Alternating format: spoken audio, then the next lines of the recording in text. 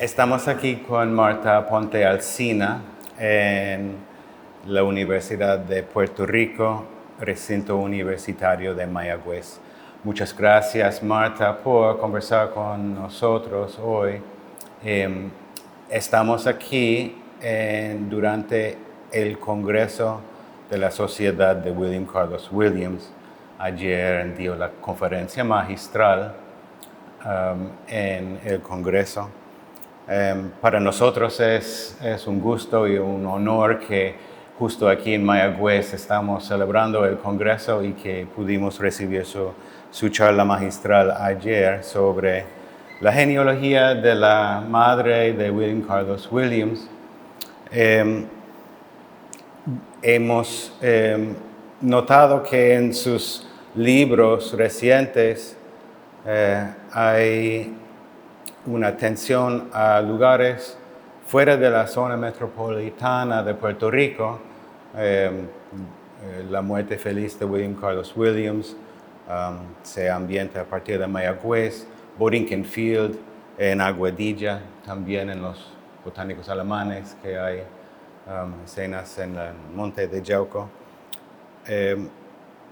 Parece haber cierta intencionalidad en la geografía o cartografía de sus ficciones. ¿Cómo concibe el espacio de la representación en sus obras? Pues mira, creo que desde mis primeras novelas, fue Angélica Furiosa, creo que fue en 1994, me ha preocupado o me ha estimulado a escribir la noción de que los lazos y las raíces de la isla se extienden más allá de las costas que están custodiadas, cerradas, vigiladas y controladas. Todo viene quizás del miedo a las agujas. Lo voy a explicar. Cuando estaba escribiendo la segunda novela, El Cuarto Rey Mago, que tiene que ver con un congreso como es este de William Ford, pero era un congreso de santos que venían de todo el mundo, sobre todo de América Latina, Colombia, México, de Italia, de movimientos italianos anarquistas, gente que yo había ido conociendo en mis estudios fuera del país. Para esa época se estaban instalando muchas antenas de estas receptoras, supongo, de señales, como para el cable TV y toda la industria luego de la cibernética. Y uno se sentía, cuando iba por espacios como Carite, los montes de Calle y alrededores, que eran como formas de vigilancia que además nos ocupaban el espacio y nos iban cercando. Pretendían ser casi invisibles, pero estaban ahí de unas dimensiones, ya pronto ni siquiera las tendremos. La vigilancia será tan perfecta y tan cerrada y tan controlada que quizás seremos nuestros propios vigilantes, ¿no? o cercanos. Pero entonces de ahí se me ocurre, ese es el cerco colonial. Así es como, esa es la metáfora para mí de la colonia, y que no es una colonia interior como puede ser la de los barrios de Watts o de East LA, colonias interiores dentro de grandes metrópolis capitalistas que pertenecen a una clase dominante, muy selecta y muy pequeña. No, en el caso nuestro es colonialismo porque no elegimos a nuestros gobernantes. Eso está claro. O sea, si lo que tienes es como un concurso de belleza entre nativos, a ver cuál de los nativos brinca mejor el palo, trepa, lo que sea, o baila reggaetón, pues eso no es para mí no es democracia, porque no tenemos la independencia para ejercerla. Y para mí la independencia es eso, salir de ese cerco y después vincularnos al mundo. En ese sentido, las novelas mías como que han sido espacios para romper ese cerco y establecer combinaciones, constelaciones culturales con lugares distantes y con personajes literarios o históricos, pero que la genealogía de ellos está asociada a la nuestra y no no tenemos por qué limitarnos a pensar en la colonia, a pensarnos como se ha diseñado la colonia que somos, ¿ves? Y de ahí viene ese Festival de Santos Internacionales. La primera tenía que ver con una señora que tenía facultades de curandera, y también con el pintor de Calle, Ramón Frade, pero todos ellos, Frade en el espiritismo y bueno, inventados. Y la mujer esta, la Angélica, la protagonista, había practicado todo tipo de oficios, desde la prostitución hasta luego para terminar viviendo en una casita ahí de country club, qué sé yo, con una hija que era gruesa y estaba haciendo dietas y ella trata de curarla. O sea, ahí se mezclaban, ese es del 94, la incipiente moda de los malls y todos estos centros, lo que Silvia Álvarez llama la walmartización del paisaje, que acabó con los pequeños negocios de abuelos. Así que de la asfixia, del deseo de evadir a través del estudio de la cultura y la literatura, y de probar que somos más que eso y que somos parte del mundo, de la raza humana, de la gente. De ahí es que viene, yo creo, esa poética hasta ahora, ¿no? Creo, me parece que en cierto sentido. Una curiosidad, como el motivo, que parte del motivo de escribir La muerte feliz de William Carlos Williams, claro, fue para rescatar la figura de la madre, pero también era una oportunidad de retratar a Mayagüez del siglo XIX, ¿cierto? Bueno, eso se dio porque era evidentemente necesario, porque la madre y la ciudad están tan vinculadas en la memoria de Williams, y luego en el libro que las recoge. Llegó a Williams por Julio Ramos. Tú conoces a Julio Ramos. Él es un latinoamericanista que ha destruido el latinoamericanismo como lo conocíamos, porque es un crítico, ¿no?, del poder y de la moral y la justicia. Y él él escribió sobre Williams y tradujo la conferencia que estaba en inglés al español, y no sé si la publicó en uno de sus libros.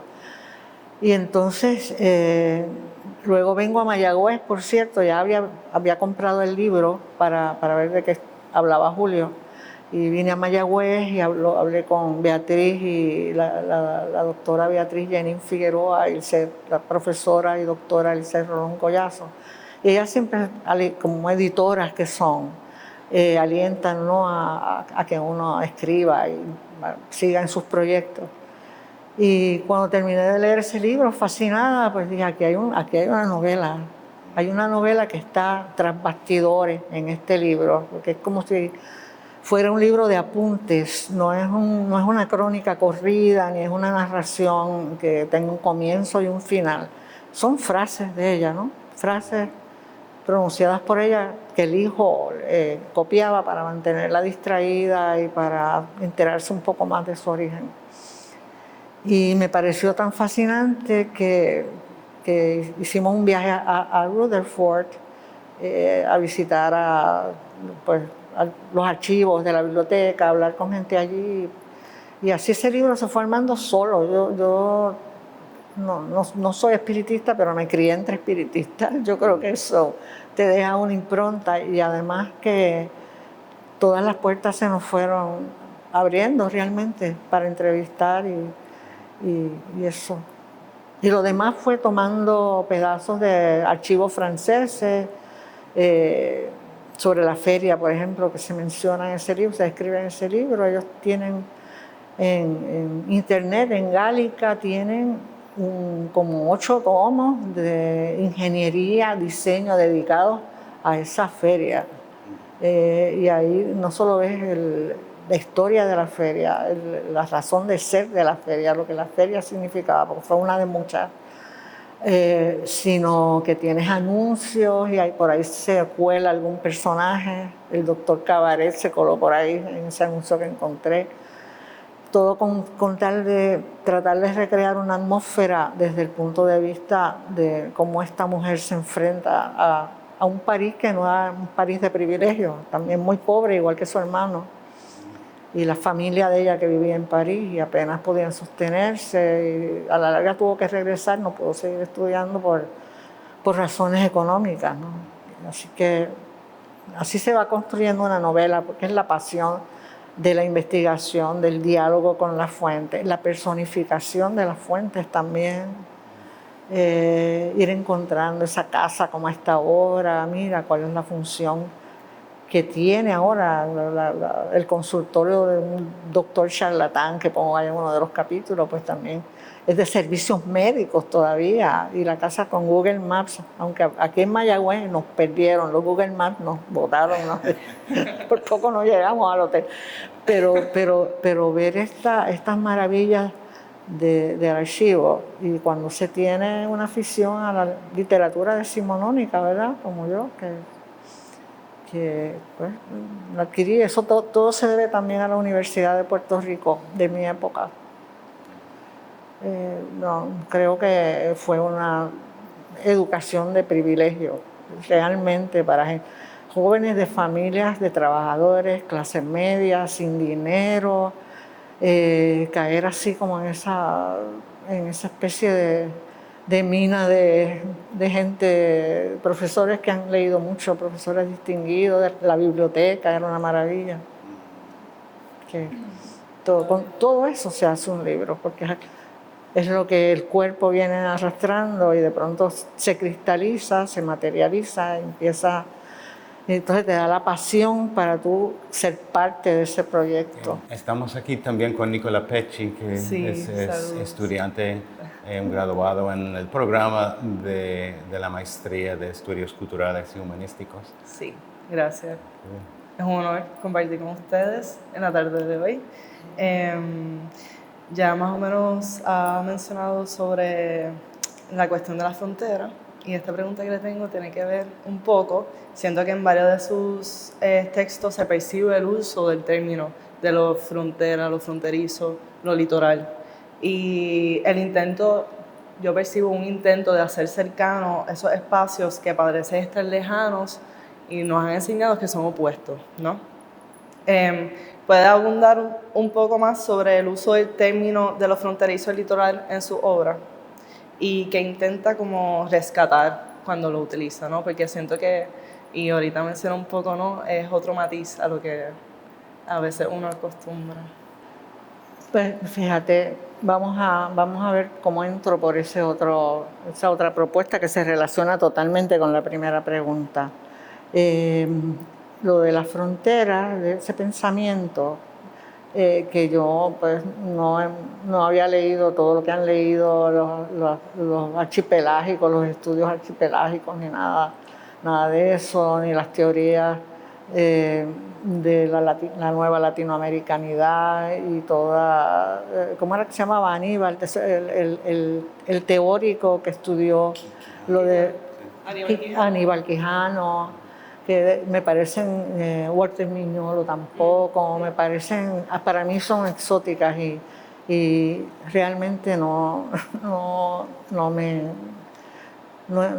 las entiendo, porque las entiendo en un contexto político muy particular de poblaciones que están residentes, descendientes de latinoamericanos y puertorriqueños, boricuas, y que están buscando un espacio político y además un reconocimiento como parte de ese universo de que son americanos, ¿verdad? En mi caso, que no soy una teórica ni una pensadora, todo vino de una serie de conferencias que fui leyendo en distintos países. Primero me invitan a Colorado, cuando estaba escribiendo sobre Aguirre, creo. No, esa fue la segunda. Pero vamos a empezar por Colorado, una amiga. A Fort Collins, es una universidad en Colorado. Y yo dije, estas personas, y tuve que leer en inglés también, eso fue ahí, me aplaudieron la valentía, el valor, aquella gente. Estas personas no, la idea que pueden tener de Puerto Rico les parecerá tan lejana, distante, exótica, pobres puertorriqueños, ¿qué pasa? ¿Qué son? Esta cosa híbrida que son ellos. y demás. Pues yo dije, no, yo no voy a entrar por ahí, yo voy a hablarles de ellos. Les voy a hablar cosas, datos sobre su ciudad que no conocen o saben. Y eso fue lo que hice.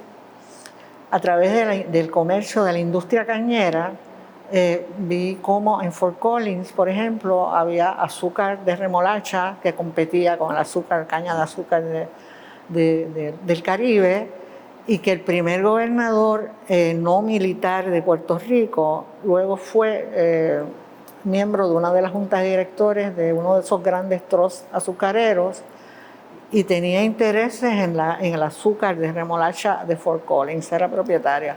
O sea, hay un vínculo material evidente, claro, que quiere decir que de alguna manera los trabajadores que trabajaban en Fort Collins y los de acá, hay un vínculo cultural, lo hay, existe, que no se haya visto, que no se haya investigado, pero son parte de la misma industria y eso tiene efectos sobre la vida de la gente. Fui a Argentina y les hablé de cómo Hostos había descrito la ciudad de Rosario, un ensayo de Hostos describiendo a Rosario para el 1870 y pico. Y es un poco como devolverle a la gente, hablarles no de mi país, sino de cómo se ven desde mi país las cosas y entonces situar nuestras coordenadas, por así decirlo. Y esa es la manera un poco, pues, no académica, ¿no?, de acercarse a los temas. Y sobre lo otro de la frontera, el tema de la frontera, pues no reconociendo fronteras políticas realmente, no existen, nos controlan los cuerpos, nos controlan las comunicaciones, nos controlan, pero yo no las reconozco y prefiero, también viene de la disciplina que estudié, literatura comparada, ¿no?, que eso, ese método que después también se descartó por imperialista, occidentalista y toda esa vaina. Pero el método está ahí, que es tratar de establecer esos enlaces, esas constelaciones entre culturas y siempre se pueden documentar históricamente de alguna manera. Siempre hay alguna persona a contacto, algún vínculo económico, social. Así que la frontera está para idearla. Ahora mismo en la UNAM, el Fondo de Cultura Económica y UNAM tienen una serie de novelas en línea, se llama Novelas de la Frontera, y hay como 3 novelas puertorriqueñas ahí. Entre ellas, una de José Elías Levis, de 1899, que es una maravilla, editada por Carmen Centeno.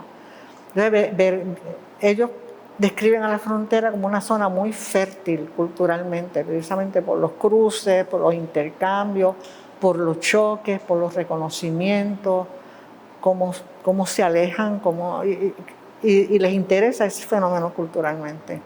Está, por ejemplo, una escritora como Cristina Rivera Garza, que nació cerca de la frontera norte, y cómo su literatura, tiene un libro que se llama, es algo sobre el algodón, que se parece un poco a Aguirre, me dicen, porque es la industria del algodón y las derivas culturales y migratorias que eso produjo.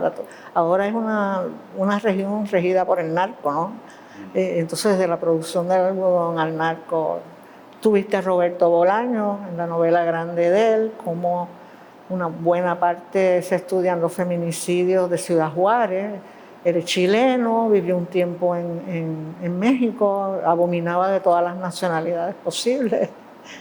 Así que las fronteras, si se ven como no cosas estáticas, sino como lugares donde hay procesos culturales importantes y enriquecedores, son un tema. Y nosotros somos una frontera cultural y todo el Caribe está lleno de migrantes, de cruces constantes desde prácticamente siempre, entiendo yo. En la conferencia de ayer estaba describiendo la Mayagüez en el siglo XIX con el puerto activo, con mucho más intercambio que hay ahora y que es algo que apreciamos desde aquí. Creo que fue impactante la descripción de la cultura en que Raquel se criaba. ¿Te parece que el siglo XIX en Puerto Rico había otras opciones que ahora son mucho más circunscritos?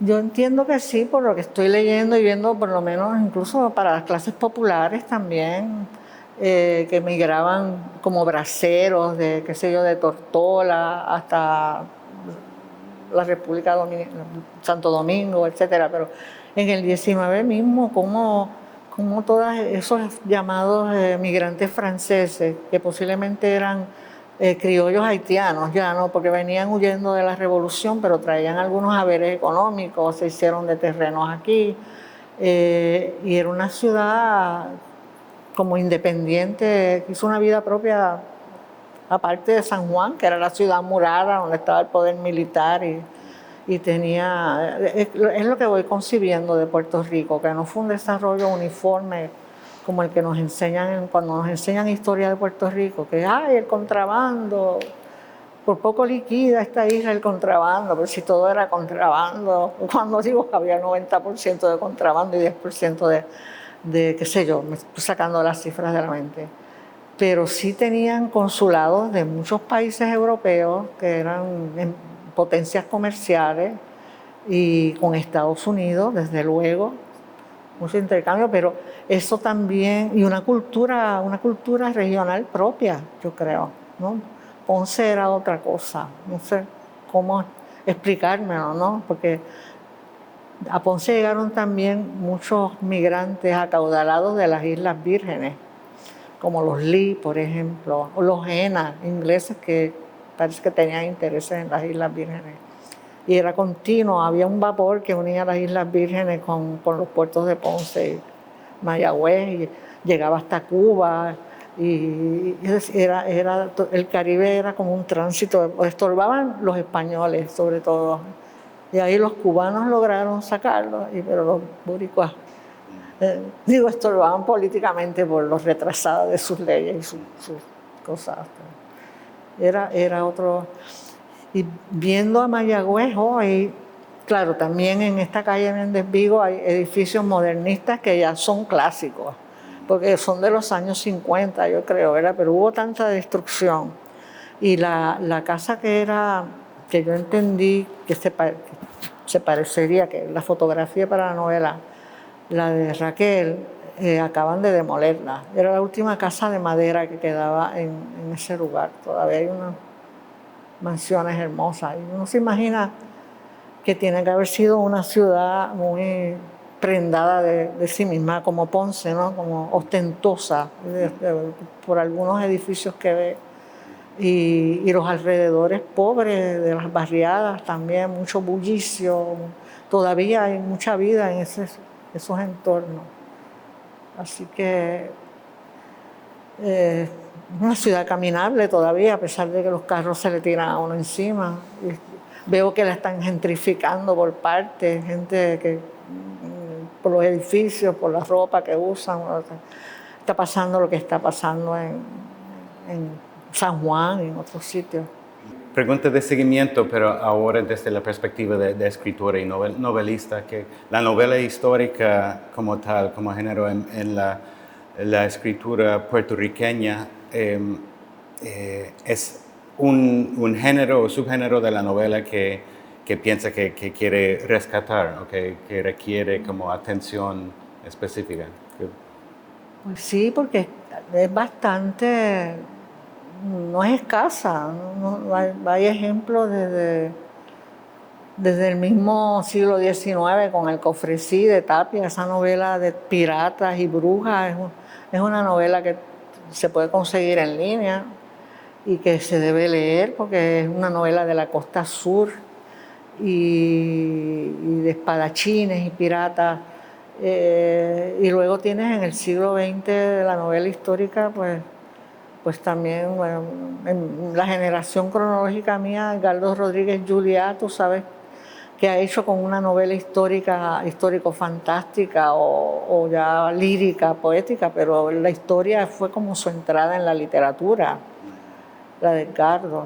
Ana Lidia Vega con Falsas Crónicas del Sur, Magali García Ramis con su novela de los mallorquines.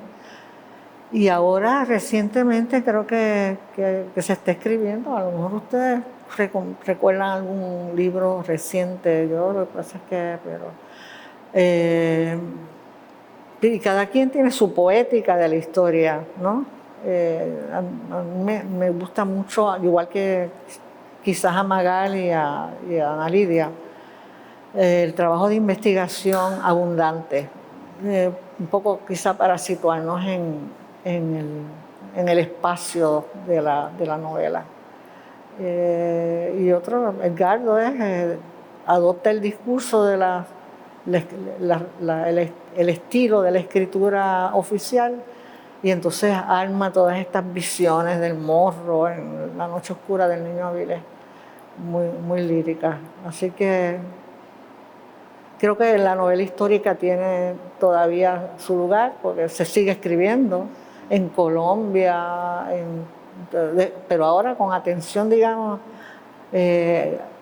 a los temas de actualidad, como las plantas, la botánica, la explotación de las regiones, que antes se escribía la vorágine, que se los tragó la selva, terminaba así, la selva era la enemiga, porque es enemiga de la civilización, de la naturaleza, pero ahora como que se traza esa historia en una novela reciente que leí de un colombiano, con personajes europeos, de cómo hacían aquellas expediciones, pero que las plantas tenían como una vida propia, ¿no?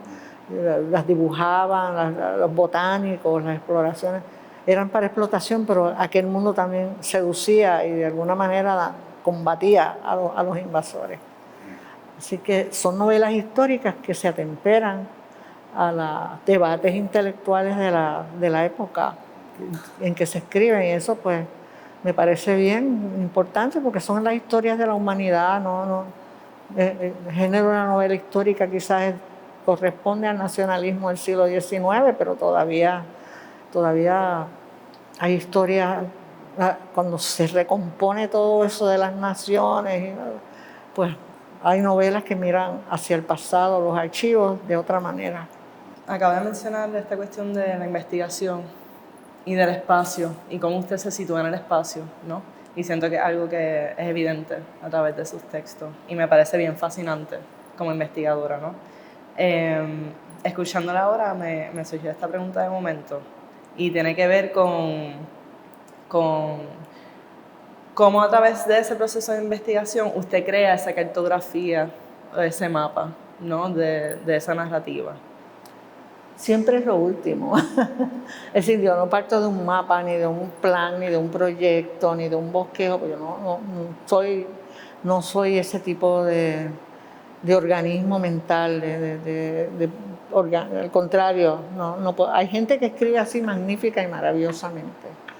Y creo que eso se nota en la estructura de mis novelas, donde tengo una amiga, Maritelma Acosta, que me dice, escribió una reseña y le tomó mucho tiempo, ¿verdad? Un poquito ir desenredando la madeja, porque ella es una autora que tiene un orden, escribe un bosquejo, tantas páginas al día, sabe a dónde van los personajes, sabe a dónde se dirigen. Pero en mi caso es como una especie de inmersión en esos espacios. Y no siempre las controlas, ¿no? No siempre. Luego, cuando terminas ese primer borrador, entras y ahí empiezas a darle orden a tu vida. Ya, pues para darle un poco de continuidad a ese tema, y pienso aquí en PR3 Aguirre, que siento que es un libro híbrido, ¿no? Entre lo que es la narración literaria, lo que es la histórica e investigativa. Yo lo veo como un trabajo de investigación literario, ¿no? Y ¿verdad? Ubicado en este espacio, situado. Y para mí no hay una división entre lo que es literatura ni lo de investigación, como está bastante entrelazada, como acabo de mencionar. Y de nuevo, me fascinan los procesos, o es algo que seguía cuestionándome, como que, ¿cómo serán estos procesos? Y esa es mi pregunta. ¿Cómo que es que usted lleva a cabo ese proceso de investigación y de escritura creativa, ¿no? ¿O cómo usted empieza? Como... Me alegra que me hagas esa pregunta porque yo he pasado por todo tipo de categorización. Primero era la editora, Marta. Después, cuando publiqué mi primer libro, vino aquí, recuerdo esta anécdota interesante, vino aquí una investigadora de Bélgica y alguien le habló de mis libros y ella empezó a escribir y alguien le dijo que la conoció. Te va a encantar Marta, porque la literatura, pero ella es bien buena persona. O sea, primero pasó de editora, ser buena persona. Luego fui empresaria o algo así, que tenía una revista, libroguía. Y entonces ahora estoy viendo que soy de pronto una investigadora de archivos. Y eso me parece que es como, soy escritora y escribo ficciones. Yo escribo ficciones porque... y a veces la ficción se desvía del documento. Yo trato con respeto al documento, porque tampoco estoy para inventar grandes, no tengo, en este país con tanta confusión y tanta desmemoria, pues le tengo un respeto al documento. Pero el documento queda atrás cuando se restablece el contexto. Es como echarle agua a un paquete de algo seco que tú lo hidratas y de pronto crece un repollo, algo así que estaba ahí en el proceso. Y puede ser de muchas maneras. Yo no soy una investigadora disciplinada, no estudié historiografía. Entiendo que el documento es solamente uno de los aspectos de la investigación histórica porque hay documentos falsos. Entiendo que los documentos representan intereses particulares que no siempre son los de la gente de la sociedad que los generó, que tampoco es totalmente respetable, pero no entiendo que un historiador o historiadora mienta a partir de un documento o que emita juicios a partir de documentos que no cita, como los he leído. Eso es algo que estoy viendo que se está dando en Puerto Rico.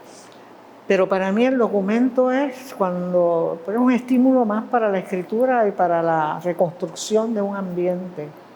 No, digamos, ese mismo Feria de París, cuando ese capítulo de la feria decidí, yo no voy a entrar en esa feria porque es un universo demasiado amplio que tomaría 2 novelas.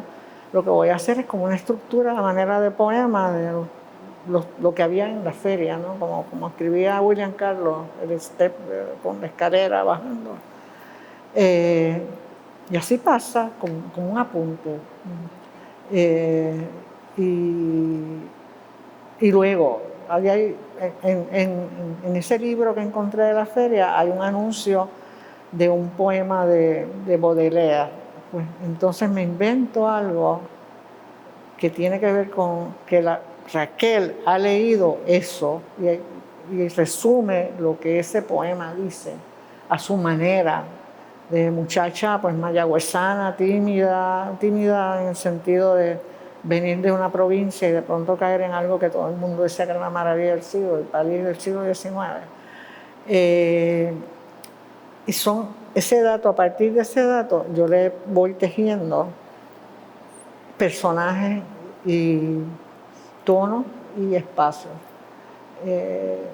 No me interesa hacer mitología de gran heroísmo, de realeza de los incas acá en Puerto Rico, eso nunca fue así. Reconozco que, por ejemplo, La Noche Oscura del Niño Avilés es una novela enorme, de grande, la escribió un joven que no tenía ni 30 años. Y entonces ahí está todo ese magnífico reino que es mitológico, que él inventa en Cangrejo.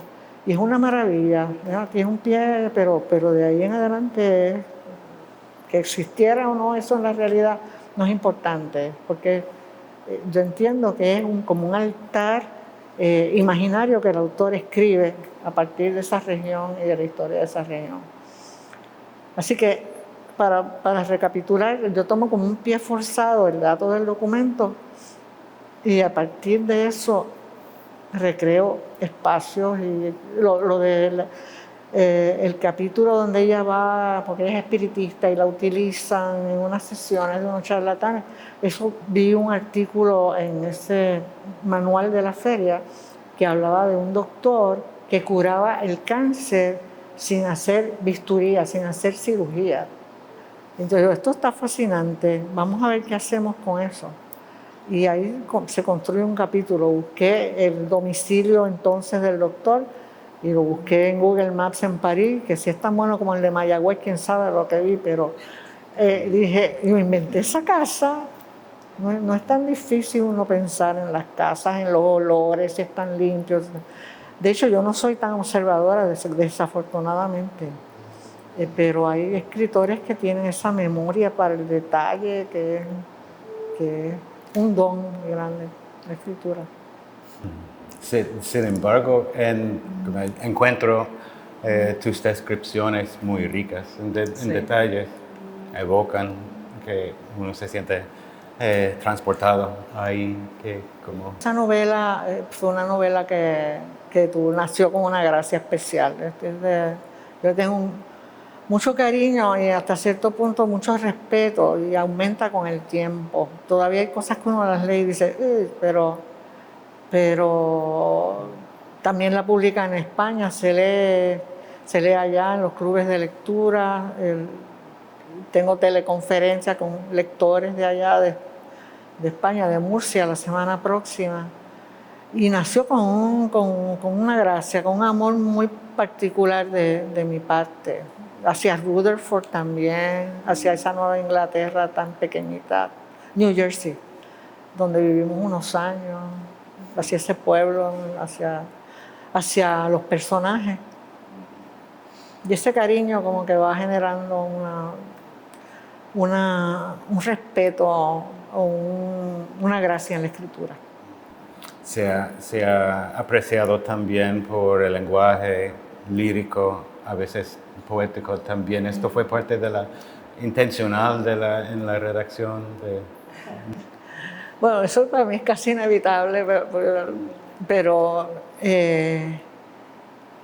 sí, desde luego, habrá quien diga, no, esto es demasiado, no, Marta, no, así no se escribe, no, ¿cómo va a ser? Pero a mí me resultó inevitable pensarla a ella así, pensar las voces, pensar cómo se sentiría cuando desembarcó en Nueva York, que estaban construyendo el muelle, el puente de Brooklyn, esa monstruosidad para entonces, que fue una labor así como de pocos años, y ella venir de esas escalas pequeñas, ¿no? Todavía en París no habían construido la Torre Eiffel, así que era de los parques y los bistrós y la universidad. Y Nueva York tiene que haberle parecido monstruoso, ruidoso, ecléctico, sin orden. Máxime cuando ella caía en esa familia, que no era su familia, era su hermano vivía en Panamá, su madre había muerto, su padre había muerto, le quedaban los parientes, los Monsantos y bueno, Rosita Welcome, que era su amiga, pero que murió casi de inmediato. Y de pronto pues ella queda en ese ambiente tan extraño y brutal y frío, y sigue recibiendo espíritus, y ellos siguen tratando de controlar los espíritus. Que, en fin, pues sí. Hablando de espíritus, hay muchos fantasmas en tus cuentos, libros, quizás más recientemente en Desenlace, que tiene como subtítulo Cuentos de Fantasmas, ¿no? Y que pues hay personajes que están, ¿no?, perseguidos por un pasado persistente, ¿no?, sus memorias, que habla un poquito sobre la fantasma y por qué es un interés en la ficción. Bueno, yo vengo de una familia de espiritistas, ¿verdad? Es que todo el mundo era más o menos espiritista para los años 50, que yo tenía 5 años, así en 45. y fui a muchas sesiones y todo se curaba con los suplementos de los espiritistas y todo lo demás. Fui a algunos lugares donde la gente caía en trance cuando se acercaba a alguien, un trance así como medio histérico, lo que llamaban el ataque, ¿no? La cosa. Así que eso quedó. Pero sobre el fantasma, desde el punto de vista de los estudios literarios, se ha escrito tanto, ¿verdad? Es como ese pasado que todavía persiste, que no se puede conquistar y que deja algún trazo y una huella, sobre todo cuando se trata de exterminar lo que representa. Y quizás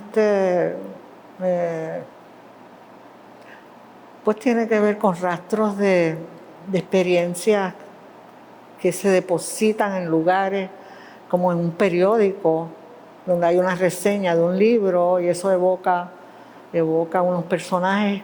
Cuando tú lees, tú ves a los personajes que se evocan en la reseña de un libro.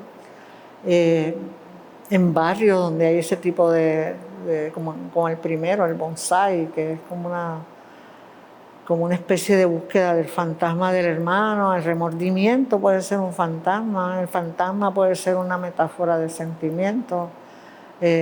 Los académicos lo han estudiado de maneras que yo no conozco muy bien y el haunting, por ejemplo, el gótico caribeño, en Jean Rhys, y cómo le contesta a Charlotte Bronte, esa protagonista de Jean Rhys, del Wild Sargasso Sea. Es como hauntings, es como que, y toda la culpabilidad del explotador, del dueño de la plantación que se ha enriquecido con la esclavitud y arrastra, en principio debería arrastrar por lo menos unas maldiciones, ¿no? Y cómo generan esas maldiciones, que son metáforas de esos conflictos de pueblos que dejan como un último aliento, un rastro y una huella, y que de pronto repican en la imaginación de quien ha leído, de quien ha vivido. Y yo creo que Williams tenía un poco cuando de pronto tenía que detener el carro y hacer unos apuntes rápidos, eso que le llegaba así como inesperadamente, esa escritura del impulso, que llega a lo que él llama inspiración, que puede ser algo tan amplio, memoria, recuerdo. Y los fantasmas son para superarlos o son para celebrarlos. Estoy pensando en los cuentos de desenlace. En Bonsai, por ejemplo, al final el protagonista parece que está un poquito curado, hay un final un poquito feliz en este sentido, ¿no? por haber enfrentado estas memorias persistentes que lo rondean. También en el último cuento, en Desenlace. Sí, el de la chica que vuelve sobre los pasos de su madre, la visita poeta. la casa ancestral, La escena donde ve las fotos de la familia que son polvorientes. Sí. Exacto, sí.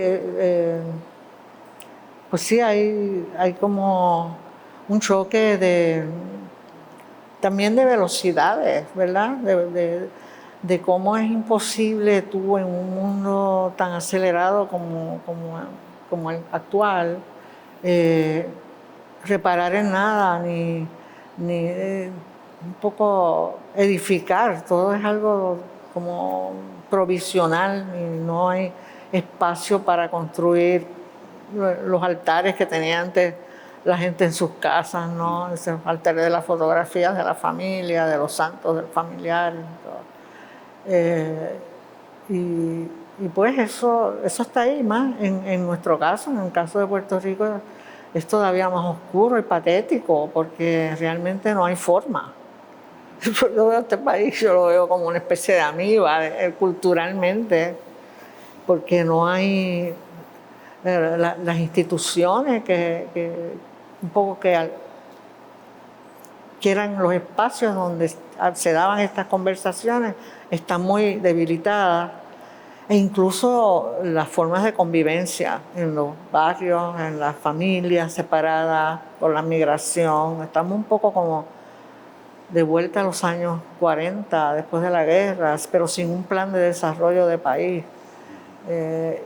Y pues no sé qué va a pasar con nuestros archivos, ¿verdad? Y es algo que yo creo que se debe cargar, es importante. Esto sería quizás el proyecto de sus ficciones, un poco de curaduría de la memoria ante la desmemoria y la destrucción continua que es el progreso.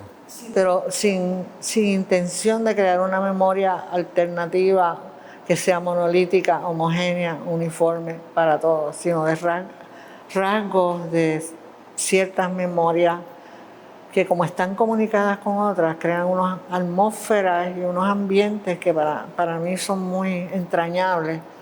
Y yo espero que la literatura comunique eso, porque es una forma de compartir también la lectura con las ideas que están escritas ahí y con la experiencia de los lectores y cómo se enriquece mutuamente y se estimula a pensar, ¿verdad? Porque seguramente si uniéramos nuestras tres trayectorias, la tuya, la de la compañera y la mía, tendríamos que buscar unas confluencias, pero las encontraríamos, ¿verdad? Y eso, y sobre todo que hay que valorar también el trabajo cultural y el trabajo intelectual. Por eso me parece tan importante el arte, la literatura, las artes populares, la música, que es tan nuestra, que es tan de potencia musical Puerto Rico históricamente en tantos géneros. Y saber que eso es, que no estamos desamparados, que somos los custodios de ese pedacito del camino y que eso nos pertenece y que es digno y que merece replicarse y respetarse. Yo creo que eso debe ser así. Menciona la memoria y cómo la va construyendo, ¿no? en sus textos, y pienso, ¿no? en cómo usted considera su obra literaria, si es como un tipo de antítesis a esa historia hegemónica, historia con H, ¿no? Y también como, ¿verdad? ¿Cómo usted lo conceptualiza? ¿Cómo usted se pone ante esta historia que tenemos, pero no es nuestra a la misma vez, ¿no? Es que tenemos tan poca historia de la mala que realmente el primer libro de historia de literatura puertorriqueña creo que se escribe en los años 50 del siglo XX. La primera historia formal de literatura puertorriqueña, que es la de Francisco Manrique Cabrera. Después de casi 150 años de una actividad literaria incesante, incluso después del cambio de la invasión de Estados Unidos. Había más periódicos que ahora, se publicaban crónicas, reportajes, se publicaban novelas por entrega como la última de Seno Gandía, Redentores, que se publicó por entrega en el periódico El Mundo. O sea, había una producción mucho más difundida y respetada y respetable que lo que tuvimos después, en ese sentido, que lo que vino fue como una marginación del oficio de escribir y el oficio de periodista, que siempre estaban como que relacionados, ¿no? Podían estar relacionados. Se publicaban crónicas de periodistas, biografías de periodistas, escritas por periodistas. Y esa visión hegemónica de la historia, en nuestro caso, es la de Estados Unidos, la que Estados Unidos imprime en el catecismo donde yo estudié historia de Puerto Rico, un semestre en inglés, en un colegio de monjas. Esa es la visión hegemónica, porque hegemón no está aquí. Lo que aquí hay son como réplicas, pequeñas réplicas, tratando de construir discursos que no resulten polémicos, que hablen del pueblo de Puerto Rico, sin reconocer al nacionalismo en aquel momento, metiendo preso a Albizu a la cárcel, acusándolo de loco cuando hablaba en contra de la guerra de Vietnam, y ellos enaltecían al 65 de infantería. Esa es la historia hegemónica. No es lo que, ay no, que es que no se habla de la afropuertorriqueñidad o de la... Pues claro que sí, que se hablaba, que hay documentos. Aquí había un lingüista, don Manuel López Nazario, Álvarez Nazario, que escribió todo un libro dedicado a la raíz africana del español de Puerto Rico, un denso documento. Que haya problemas racistas en todas estas escrituras, eso es inevitable, era cosa de la época, se enseñaba. Eso lo que hay que hacer es superarlo, descartarlo y reconocerlo. Pero tampoco podemos estar desconociéndolo todo y barriéndolo todo, porque somos tan geniales, somos la raza cósmica que de ahora en adelante todavía no hemos llegado a ese momento en que los ríos hagan la confluencia y podemos nosotros entrar con dignidad en ese concurso. Yo soy nacionalista, tengo que ser nacionalista cultural, pero mira qué contraste, nacionalista cultural, pero con una base cultural humana, y si pudiera ser marciana y de Júpiter, más contenta todavía. Estaría ciencia ficción. Lo uno no excluye lo otro.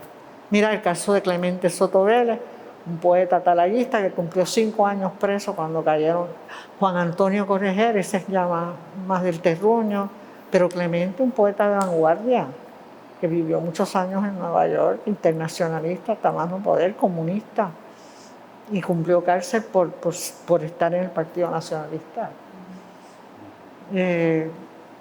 Y son deterioros que la historia oficial es hacernos pensar que este pueblo pacífico, Ñangotá, tiene una cultura pequeñita, pero está orgulloso de ella. Y mira el sello, aquí está el negro, aquí está el indio, en el centro está el español.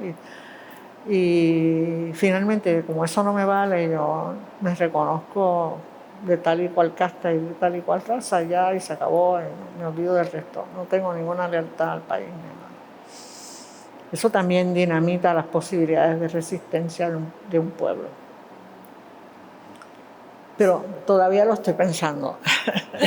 Es algo que no he podido acabar de articular en un trabajo de pensamiento. Tratar de probar que el hecho de que Walter Benjamin fuera judío, pues no le impidió hacer la labor de pensamiento cultural tan fértil que hizo, ¿ah?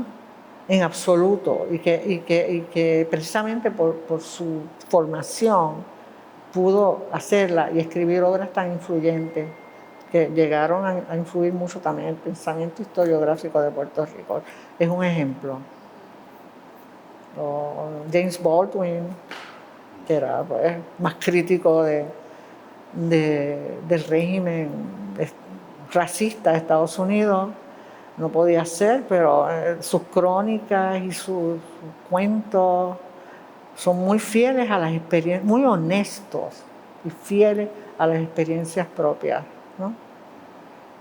Y eso es lo que distinguir entre la ética de la escritura y ver todo el chanchullo que se hace con la historia, cómo se reescriben todas las historias siempre para mantener a los pueblos en estado de estupidez crónica o de explotación. Eso es lo que hay. Sé que me van a botar de Mayagüez. Me parece que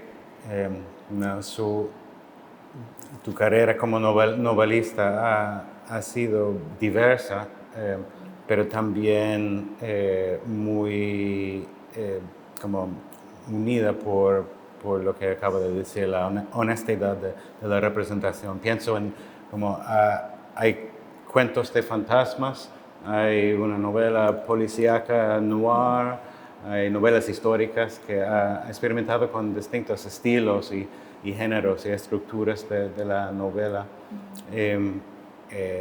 Sin embargo, que hay algo en la perspectiva y el interés en ¿no?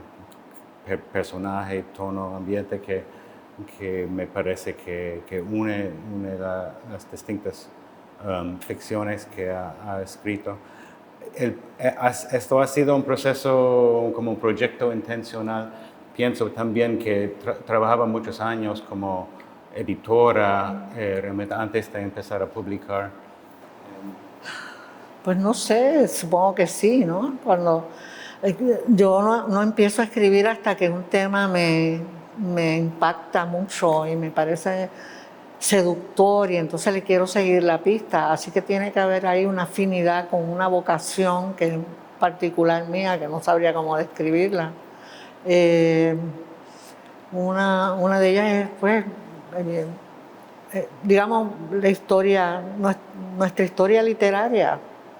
Volviendo a Alejandro Tapia, que le dedicamos cuando estaba en el Sagrado Corazón un volumen de ensayos dedicados a su centenario, y el ejemplo de Tapia, y el amor a la lectura, y el amor y la inclinación a ciertas lecturas, a ciertos aires y a ciertas, qué sé yo, texturas de la sensibilidad, a ciertos autores, por ejemplo, autores bien pasados de moda como Henry James. Algunas cosas de Proust no he leído todo el tiempo perdido, pero sí me he perdido en algunos de esos volúmenes. Cosas que yo leí, Calvino, Italo Calvino, pero igual me gusta Truman Capote.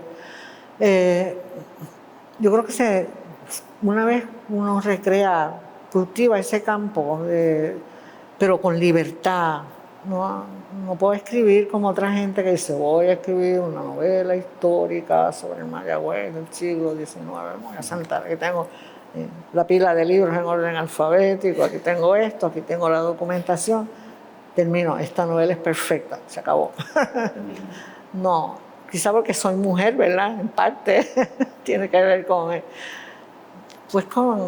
mi desorden natural, cómo frenar ese desorden y darle forma al mismo. Y ese deseo de sacar estas cosas es como una cura y también una labor de amor a la cultura nuestra, que es antillana y que es universal y que es todo lo que tú quieras. Tenemos documentación de sobra para probar eso.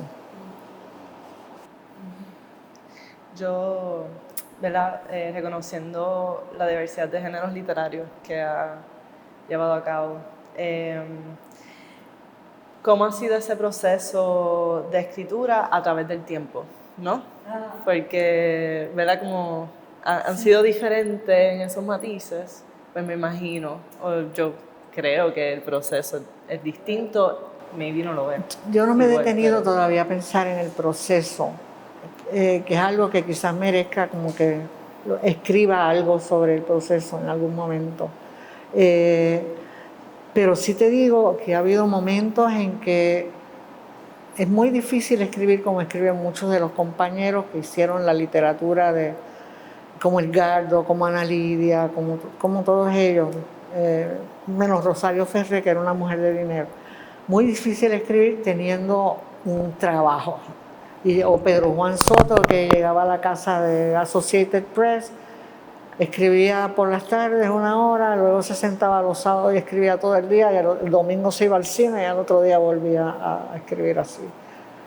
Porque, pues, las personas normales, no como William Carlos, que escribía todo el tiempo y que era un genio, las personas normales necesitamos como una respiración, un lugar donde donde se pueda respirar ese trabajo y ese pensamiento. Así que cuando quise escribir y ya no pude más, dejé el trabajo de la directora de la editorial universitaria, estuve como 2 años desempleada y de ahí en adelante eso han sido altibajos en el trabajo y la escritura, tener que volver a buscar trabajo para poder pagar la hipoteca y dejar, eso está bueno, eso puede evitar. Y dejar sí, muy accidentado, porque en Puerto Rico no hay espacio realmente para, fuera de que tengas una fortuna como Rosario, para escribir a la vez. Ahora se han puesto de moda las becas estas para escritores y yo ahí no voy a entrar en absoluto en ese embudo de las becas para escritores, porque creo que llegan en un momento de la historia nuestra cuando se desmantela el Estado, cuando se incurre en esa deuda que no podemos pagar, se recorta el presupuesto de las editoriales del Estado, que eran las más sólidas, y son como especies de curitas o protecciones para todo tipo de persona que se diga escritor, y que un poco callarles la boca y moldear inevitablemente una trayectoria en nuestra literatura, porque es inusual, ¿no? Porque de pronto son decenas de autores que no van a ver la literatura como la vimos nosotros, como una especie de oficio que nos liberaba de la profesión. Quizás es una manera anglosajona de ver la escritura, como que una profesión como cualquier otra que merece ser remunerada y que te paguen por tus columnas y que te paguen por tus conferencias y que te paguen todo.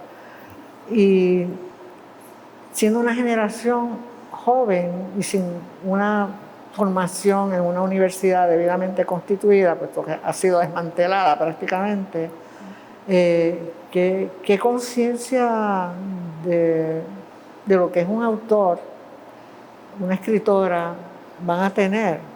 Sino la de que es una luminaria, una estrella, alguien que firma libros, que pues, que se tiene que retratar bien bonita para poder tirarle a un concurso.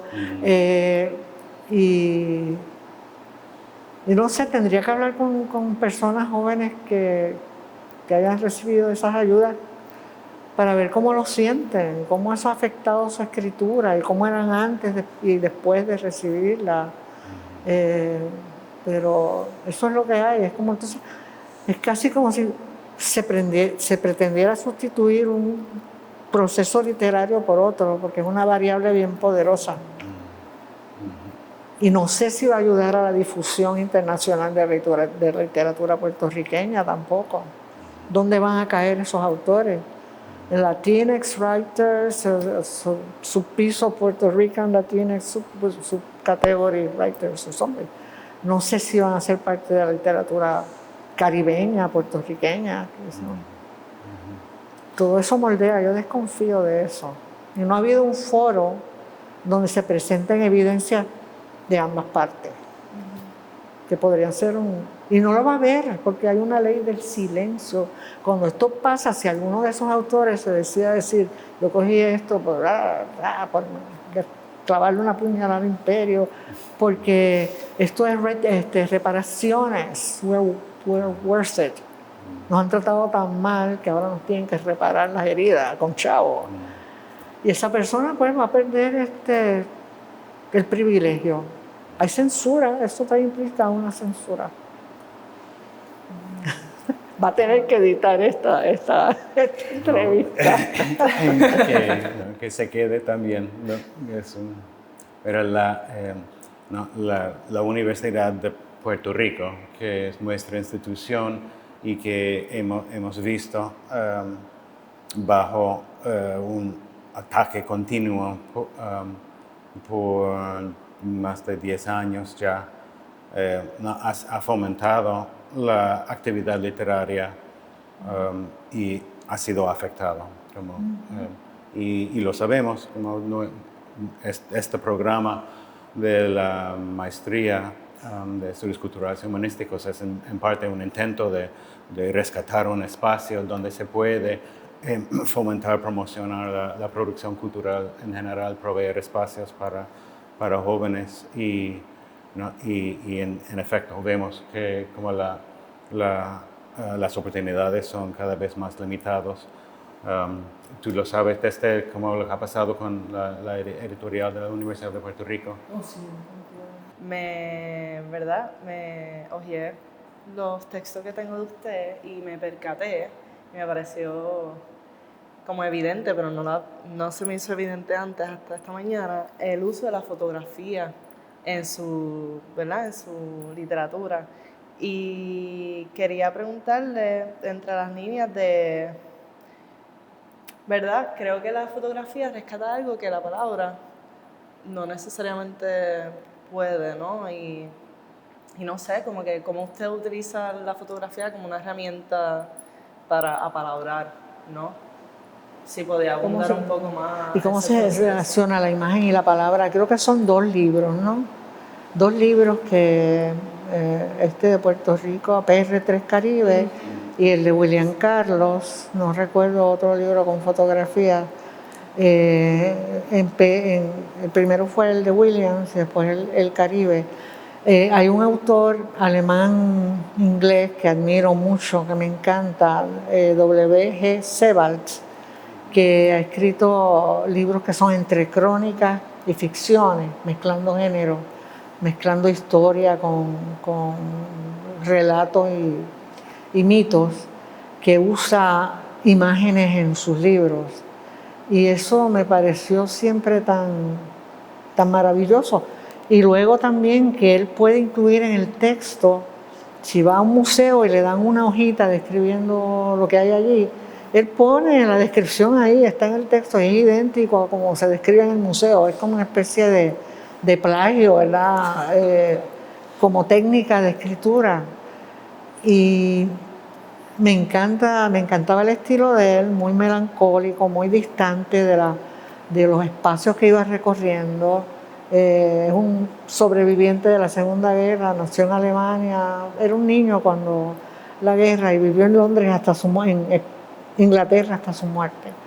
Yo creo que viene de ahí, viene de Sebald, esa integración de la palabra y es divertido porque es parte de la documentación que usas en el libro, la pones y bueno, me parece como un adorno de escritura o como algo que quizá lleva a otro, quizás distrae al lector, ¿verdad? Porque se queda ahí y no sé qué efecto podrá tener.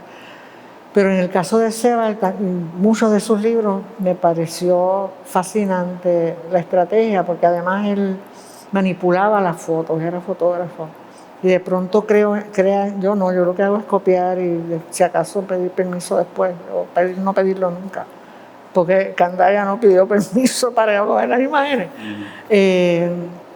Pero él alteraba los negativos y las fotos, entonces le dan un tono a la página misma y se filtran de otra manera en el espacio de lectura. Y yo creo que condicionan la lectura y a veces compiten con la lectura.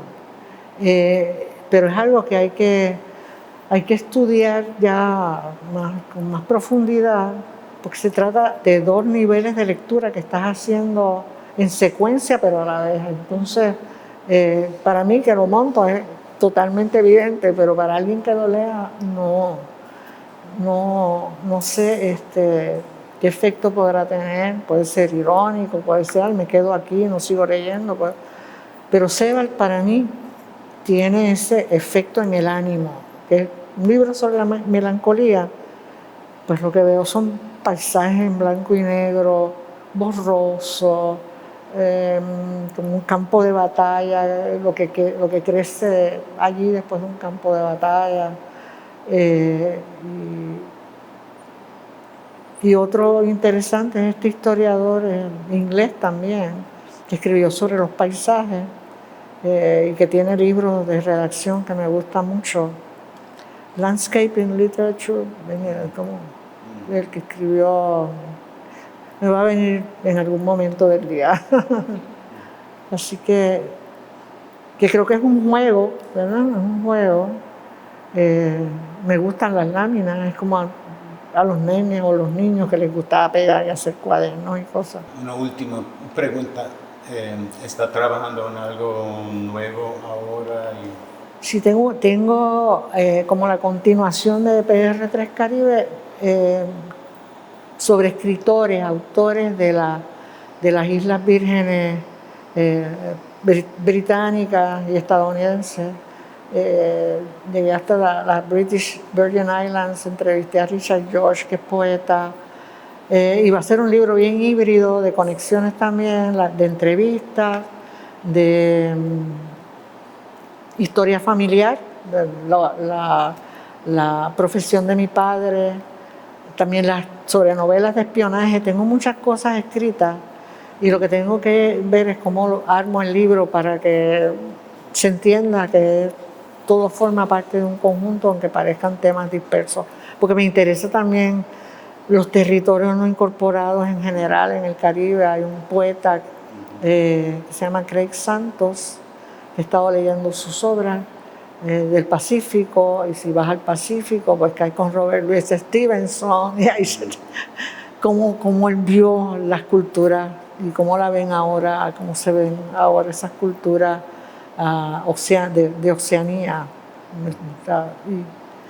Y un poco sobre eso, el libro está allí, quizás publique una parte, sobre todo quizás me centre en los 4 o 5 autores de San Tomás, de Santa Cruz, de las Islas Vírgenes Británicas y de St. John, que son islitas pequeñas y están una al lado de la otra, pero siempre hay unos espacios enormes dentro de ellas. Marta, mil gracias por la conversación. Al contrario, gracias a ti, por tomarse la molestia de hacer de preparar este programa. Y bueno, ustedes también son de literatura comparada en cierto sentido, estudios multiculturales comparativos, así que me siento como en un ambiente propicio para hablar de la literatura que me interesa, ¿no? que puedo hacer, así que muy agradecida. Y a los jóvenes también.